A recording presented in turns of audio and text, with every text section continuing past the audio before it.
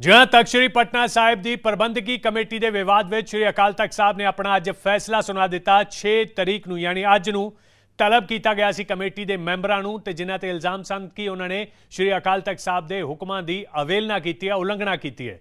उन्होंने अज बुलाया गया। सिख मर्यादा के घाण के भी इल्जाम इन्हां ते सन ते उस तो बाद जो सज़ा सुनाई गई है उस विच ज्ञानी इकबाल सिंह नूं तनखाइया करार दे दिता गया। जी हाँ, इकबाल सिंह नूं तनखाइया करार दे दिता गया है। श्री अकाल तख्त साहब के हुक्मां की उलंघना ते एक कार्रवाई की गई है। इस तो इलावा committee member Mahinder Singh, committee secretary Inderjit Singh और राजा सिंह नूं भी धार्मिक सज़ा सुना दी गई है। महिंदर सिंह और राजा सिंह नूं 1 घंटा जोड़े चाड़न की संगत के जोड़े चाड़न की सज़ा लगाई गई है। तख्त श्री पटना साहब ते 1 घंटा कीर्तन भी सुनन का इन्हां नूं हुक्म जारी किया गया है।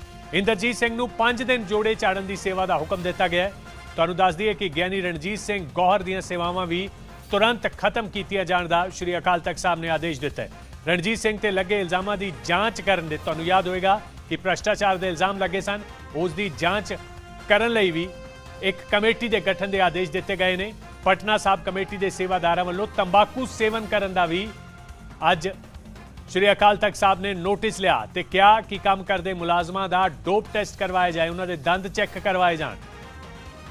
श्री गुरु गोबिंद सिंह जी के प्रकाश पुरब लई 5 मैंबर इंतजामां दे लई नियुक्त किए गए हैं, जदों कि प्रकाश पुरब के उपरंत प्रबंधकी कमेटी की चोण मुड़ तो करवाई जाएगी, जिहड़ी कि भंग कर दी गई है।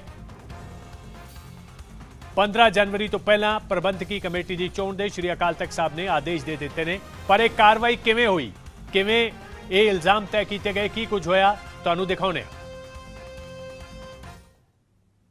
महिंदर सिंह ते राजा सिंह जिहड़े जनरल सकत्तर बने ते महिंदर सिंह जिहड़े प्रधान बने। असीं संगत दे विच इन्हां नूं पुछना चाहुंदे हां कि जदों श्री अकाल तख्त साहब तो ये हुक्म गया कि उत्थों दोनों ही जथेदारां नूं बाहर किया जाए, रणजीत सिंह गौहर नूं भी ते इकबाल सिंह नूं भी, इन्हां ने इकबाल सिंह नूं तख्त साहब तो बाहर करन दा जिहड़ा यतन जिहड़ा है वो बिल्कुल भी नहीं किया, जिहड़ा साडे ध्यान च आया। और साडे ध्यान च भी आया कि 50 बंदे लैके उन्होंने अंदर छड्डण तक गए ने। ये श्री अकाल तख्त साहब के हुक्म की उलंघना है। महिंदर सिंह नूं पुछना चाहुंदे हैं कि ये गलती है या नहीं है। माइक दे विच दसो कि जदों श्री अकाल तख्त साहब तो हुक्म गया है कि रणजीत सिंह नूं ते इकबाल सिंह नूं दोनों नूं जिहड़ा है तख्त साहब के प्रबंध तो बाहर किया जाए तो वो उत्थे सेवा निभाउंदे रहे, तुसीं उन्हां नूं रोकण दा यतन नहीं किया कि ये तुहाडी गलती है या नहीं है। हाँ या ना दे विच जवाब देना। माइक ते बोलो। हाँ जी, पूरा हाँ या ना दे विच जवाब दिओ। हाँ जी। दूसरा, तुसीं बोर्ड की मीटिंग सदी, उस मीटिंग दे विच तुसीं प्रधान बने, राजा सिंह जनरल सैकटर बनया, एक तनखाहीए नूं शामिल किया तुसीं कि तनखाहीए नूं शामिल करना जिहड़ा है बोर्ड की मीटिंग दे विच योग सी या नहीं सी? दस। वो 5 प्यारा तो उन्होंने रिक्वेस्ट किया सी तो उन्होंने 5 प्यारा ने उन्होंने अलाउ किया सी। कित्थे है लियाओ? सुन दी है उहदे विच परमिशन मंगी है? हाँ, जित्तो ना दी भी है 5 प्यारा ने। कित्थे है लियाओ? ये जो तुसीं हुक्मनामे की कापी पंज सिंह साहबान कोल पेश की है जी, ਇਹਦੇ ਵਿੱਚ ਲਿਖਿਆ ਹੋਇਆ ਕਿ ਸਾਹਿਬ ਸ੍ਰੀ ਗੁਰੂ ਗੋਬਿੰਦ ਸਿੰਘ ਜੀ ਮਹਾਰਾਜ ਜੀ ਦੇ ਪ੍ਰਕਾਸ਼ ਪੁਰਬ ਨੂੰ ਮੁੱਖ ਰੱਖਦਿਆਂ ਹੋਇਆਂ ਤੁਹਾਨੂੰ ਪ੍ਰਬੰਧਕ ਕਮੇਟੀ ਵਿੱਚ ਬੈਠਣ ਦੀ ਪ੍ਰਵਾਨਗੀ ਦਿੱਤੀ ਜਾਂਦੀ ਹੈ। ਇਹ ਸਿਰਫ ਬੈਠਣ ਦੀ ਪ੍ਰਵਾਨਗੀ ਹੈ ਜੋ ਪੰਜ ਪਿਆਰੇ ਸਾਹਿਬਾਨ ਵੱਲੋਂ ਦਿੱਤੀ ਗਈ ਹੈ। ਇਹ 'ਚ ਵੋਟ ਪਾਉਣ ਜਾਂ ਕਮੇਟੀ ਬਣਾਉਣ ਦੀ ਪ੍ਰਵਾਨਗੀ ਕਿੱਥੇ ਹੈ? ਜਦ ਆਦੇਸ਼ ਤਖਤ ਸਾਹਿਬ ਤੋਂ ਗਿਆ, ਸ਼੍ਰੀ ਅਕਾਲ ਤਖਤ ਸਾਹਿਬ ਤੋਂ ਗਿਆ ਤੇ ਤੁਸੀਂ ਇਕਬਾਲ ਸਿੰਘ ਹੋਰਾਂ ਨੂੰ ਸੇਵਾ ਕਰਨ ਤੋਂ ਰੋਕਿਆ ਕਿ ਨਹੀਂ ਰੋਕਿਆ? कमरा खाली कराया, कमरा खाली ने तख्त साहब ते जान तो सेवा कर तो रोकया गया सी। तुसी कमरा खाली हो गया, वो आ गए ने अमृतसरी ने, वो मेरे ख्याल कल सवेर तक शायद वो सेवा करते रहे ने। तख्त साहब ते कल दा हुक्मनामा भी शायद लिया उन्होंने, अच्छा जे मैं भुलदा ना होवां। ते तुसी रोकया कि नहीं रोकया तख्त साहब दा आदेश जान तो बाद? मैं ਤੇ ਕੱਲ ਕਿਹਾ ਤੇ ਤੁਸੀਂ ਹਾਂ ਜਾਂ ਨਾ ਚ ਜਵਾਬ ਦਿਓ। ਰੋਕਿਆ ਕਿ ਨਹੀਂ ਰੋਕਿਆ? ਨਹੀਂ ਨਹੀਂ ਰੋਕਿਆ ਮੈਂ ਨਹੀਂ ਰੋਕਿਆ। ਨਹੀਂ ਮਹਿੰਦਰ ਸਿੰਘ ਤੇ ਰਾਜਾ ਸਿੰਘ ਨੇ ਸ੍ਰੀ ਅਕਾਲ ਤਖਤ ਸਾਹਿਬ ਤੋਂ ਪੁੱਜੇ ਹੁਕਮ ਨੂੰ ਉਲੰਘ ਕੇ ਇਕਬਾਲ ਸਿੰਘ ਨੂੰ ਰੋਕਣ ਦਾ ਯਤਨ ਨਹੀਂ ਕੀਤਾ ਤੇ ਇੱਕ ਤਨਖਾਹੀਏ ਨੂੰ ਮੀਟਿੰਗ ਦੇ ਵਿੱਚ ਸ਼ਾਮਲ ਕਰਕੇ ਆਪ ਅਹੁਦੇਦਾਰੀਆਂ ਲੈਣ ਦਾ ਯਤਨ ਕੀਤਾ। ਇਸ ਲਈ ਇਹਨਾਂ ਦੋਨਾਂ ਨੂੰ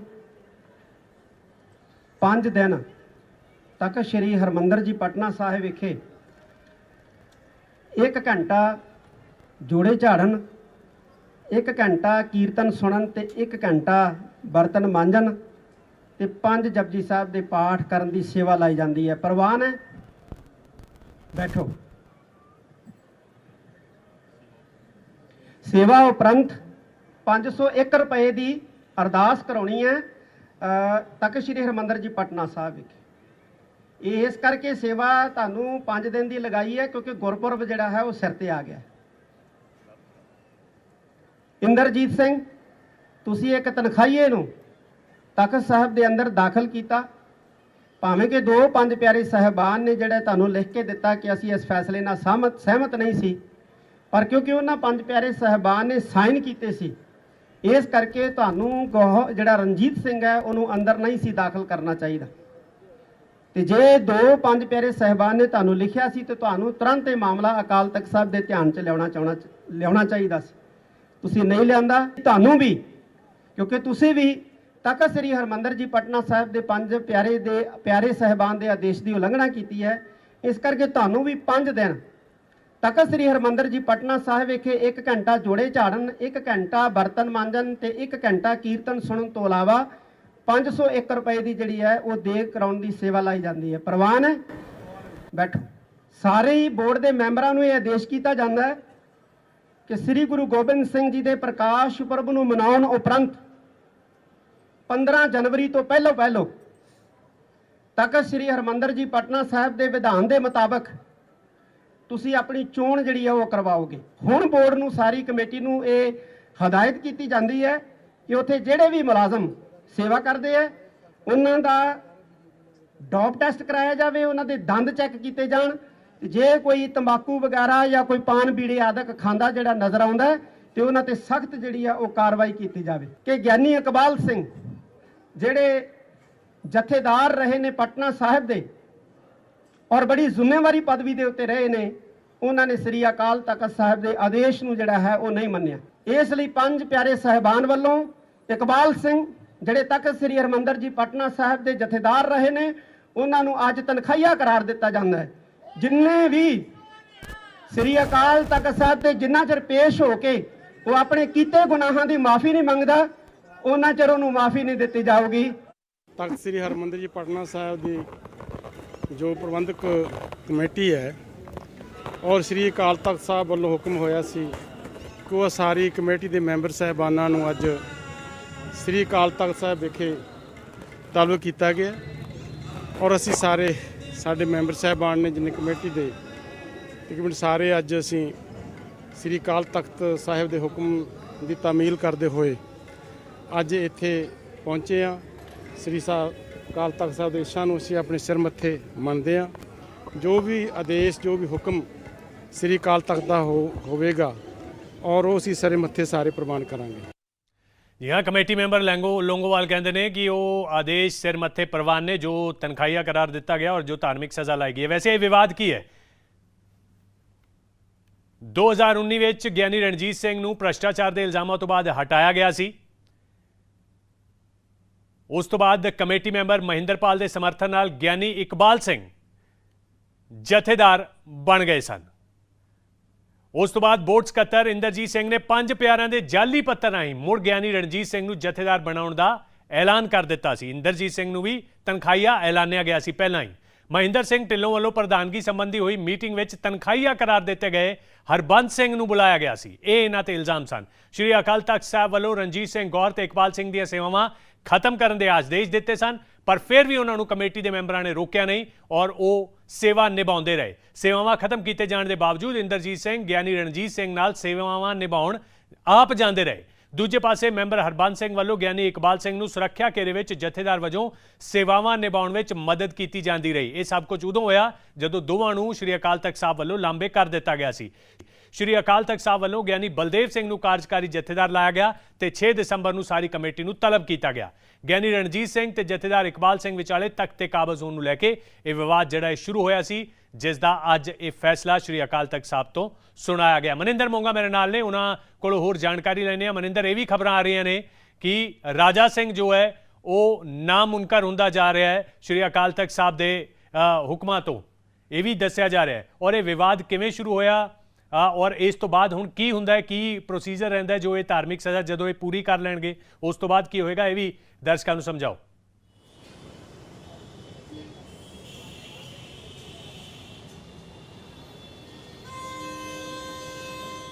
देखो नरेंद्र, तख्त श्री हरिमंदिर जी पटना साहब वो पावन पितर स्थान है जिस स्थान ते दशम पिता श्री गुरु गोबिंद सिंह जी ने अवतार धारिया और इस मुकद्दस स्थान के नाल दुनिया भर में वसदी नानक नाम लेवा संगतां दीआं धार्मिक भावनावां जुड़ियां ने।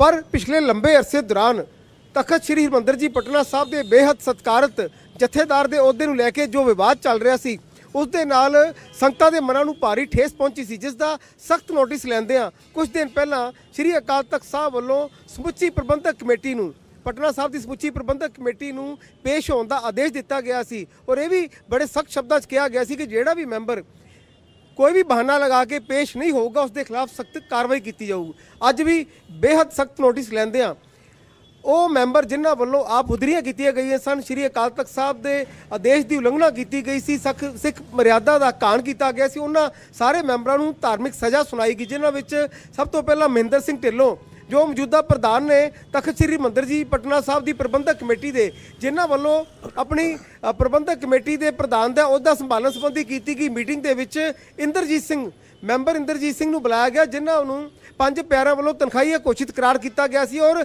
ਇਸ ਸੰਬੰਧ ਵਿੱਚ ਇੱਕ ਜਾਲੀ ਪੱਤਰ ਜਿਹੜਾ ਪੇਸ਼ ਕੀਤਾ ਗਿਆ 5 ਪਿਆਰਿਆਂ ਦੇ ਨਾਮ ਤੇ, ਜਦਕਿ 5 ਪਿਆਰਿਆਂ ਵੱਲੋਂ ਚਿੱਠੀ ਵਿੱਚ ਇਹ ਲਿਖਿਆ ਗਿਆ ਸੀ ਕਿ ਦਸ਼ਮ ਪਿਤਾ ਸ਼੍ਰੀ ਗੁਰੂ ਗੋਬਿੰਦ ਸਿੰਘ ਜੀ ਦੇ ਪ੍ਰਕਾਸ਼ ਪੁਰਬ ਦੇ ਸੰਬੰਧ ਵਿੱਚ ਜੋ ਤਿਆਰੀਆਂ ਕੀਤੀਆਂ ਜਾਣੀਆਂ ਉਸ ਸੰਬੰਧ ਵਿੱਚ ਹੋਣ ਵਾਲੀ ਮੀਟਿੰਗ 'ਚ 1 ਘੰਟੇ ਲਈ ਹਿੱਸਾ ਲੈਣ ਦੀ ਇਜਾਜ਼ਤ ਦਿੱਤੀ ਜਾਂਦੀ ਹੈ ਇੰਦਰਜੀਤ ਸਿੰਘ ਨੂੰ, ਜਿਸ ਦਾ ਫਾਇਦਾ ਉਠਾਉਂਦੇ ਆ ਉਹਨਾਂ ਵੱਲੋਂ ਉਹਨਾਂ ਤੋਂ ਵੋਟ ਪਵਾਉਣ ਦੇ ਮਕਸਦ ਦੇ ਨਾਲ ਉਹਨਾਂ ਨੂੰ ਮੀਟਿੰਗ 'ਚ ਬੁਲਾਇਆ ਗਿਆ, ਜੋ ਕਿ ਸਿੱਧੇ ਤੌਰ ਤੇ ਸ਼੍ਰੀ ਅਕਾਲ ਤਖਤ ਸਾਹਿਬ ਦੀ ਉਲੰਘਣਾ ਸੀ। 5 ਪਿਆਰਿਆਂ ਵੱਲੋਂ ਆਦੇਸ਼ ਜੋ ਕੀਤਾ ਗਿਆ ਸੀ ਉਸ ਦੀ ਉਲੰਘਣਾ ਸੀ, ਤਾਂ ਉਹਨਾਂ ਨੂੰ ਤਨਖਾਹ ਲਾਏਗੀ। ਇਸ ਦੇ ਨਾਲ ਨਾਲ ਰਾਜਾ ਸਿੰਘ ਉਹਨਾਂ ਨੂੰ ਇਹਨਾਂ ਦੋਨੋਂ ਨੂੰ ਤਨਖਾਹ ਲਾਏਗੀ, ਪਰ ਬਾਕੀ ਚਾਹੇ ਇੰਦਰਜੀਤ ਸਿੰਘ ਹੈ, ਚਾਹੇ ਹਰਬੰਸ ਸਿੰਘ ਹੈ, ਚਾਹੇ ਮਹਿੰਦਰ ਸਿੰਘ ਢਿੱਲੋਂ ਨੇ, ਇਹਨਾਂ ਤਿੰਨਾਂ ਵੱਲੋਂ ਸ਼੍ਰੀ ਅਕਾਲ ਤਖਤ ਸਾਹਿਬ ਵੱਲੋਂ ਲਾਈ ਗਈ ਧਾਰਮਿਕ ਸਜ਼ਾ ਨੂੰ ਖਿੜੇ ਮੱਥੇ ਪ੍ਰਵਾਨ ਕਰਨ ਦਾ ਜਿਹੜੀ ਗੱਲ ਕੀਤੀ ਗਈ, ਜੋ ਸਜ਼ਾਵਾਂ ਲਾਈਆਂ ਗਈਆਂ ਉਹਨਾਂ ਨੂੰ ਤੈਅ ਸਮੇਂ ਅਨੁਸਾਰ ਪੂਰਾ ਕਰਨ ਦੀ ਗੱਲ ਆਖੀ ਗਈ। ਪਰ ਰਾਜਾ ਸਿੰਘ ਜੋ ਨੇ ਉਹ ਇਨਕਾਰੀ ਹੁੰਦੇ ਹੋਏ ਨਜ਼ਰ ਆਏ, ਉਹਨਾਂ ਵੱਲੋਂ ਕਿਤੇ ਨਾ ਕਿਤੇ ਇਸ ਨੂੰ ਸਿਆਸੀ ਦਬਾਅ ਹੇਠ ਕੇ ਲਿਆ ਗਿਆ ਫੈਸਲਾ ਆਖਿਆ ਗਿਆ। ਹੁਣ ਦੇਖਣ ਵਾਲੀ ਗੱਲ ਹੈ ਕਿ ਅੱਗੇ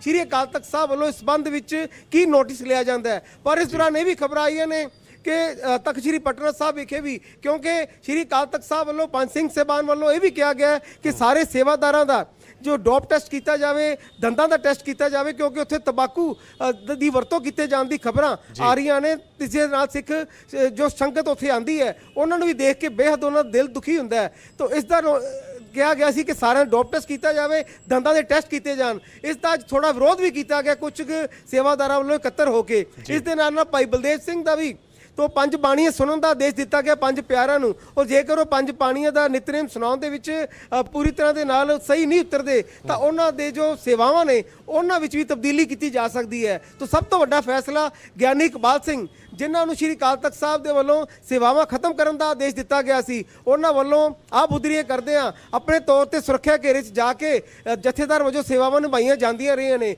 ਤਾਂ ਉਹਨਾਂ ਨੂੰ ਅੱਜ ਤਨਖਾਹੀਆ ਘੋਸ਼ਿਤ ਕੀਤਾ ਗਿਆ।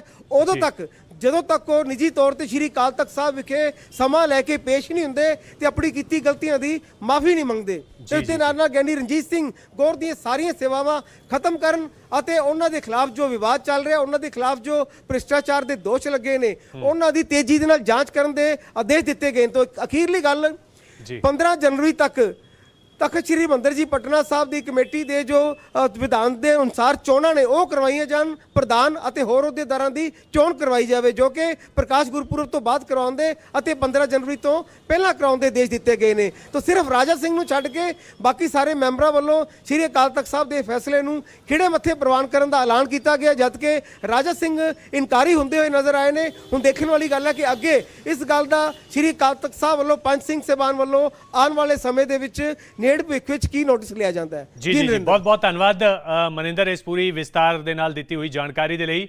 ਤਾਂ ਕੁੱਲ ਮਿਲਾ ਕੇ ਇਹ ਜਿਹੜੀ ਅੱਜ ਧਾਰਮਿਕ ਸਜ਼ਾ ਦਾ ਐਲਾਨ ਕੀਤਾ ਗਿਆ ਹੈ ਔਰ ਇਸ ਦੇ ਵਿੱਚ ਇਲਜ਼ਾਮ ਇਹ ਨੇ ਕਿ ਜਿਨ੍ਹਾਂ ਨੂੰ ਲਾਂਭੇ ਕੀਤਾ ਗਿਆ ਸੀ ਉਹ ਜਥੇਦਾਰ ਵਜੋਂ ਸੇਵਾਵਾਂ ਨਿਭਾਉਂਦੇ ਰਹੇ ਇਕਬਾਲ ਸਿੰਘ, ਇਸ ਕਰਕੇ ਉਹਨਾਂ ਨੂੰ ਤਨਖਾਹੀਆ ਕਰਾਰ ਦੇ ਦਿੱਤਾ ਗਿਆ ਔਰ ਉਹ ਕਮੇਟੀ ਮੈਂਬਰ ਜਿਹੜੇ ਕਿ ਤਨਖਾਹੀਆ ਐਲਾਨੇ ਗਏ ਲੋਕਾਂ ਦੀਆਂ ਸੇਵਾਵਾਂ ਲੈਂਦੇ ਰਹੇ, ਖਾਸ ਕਰਕੇ ਵੋਟ ਆਪਦੇ ਸੱਤਾ ਤੇ ਕਾਬਜ਼ ਹੋਣ ਲਈ, ਆਪਦੇ ਅਹੁਦਿਆਂ ਤੇ ਕਾਬਜ਼ ਹੋਣ ਲਈ ਉਹਨਾਂ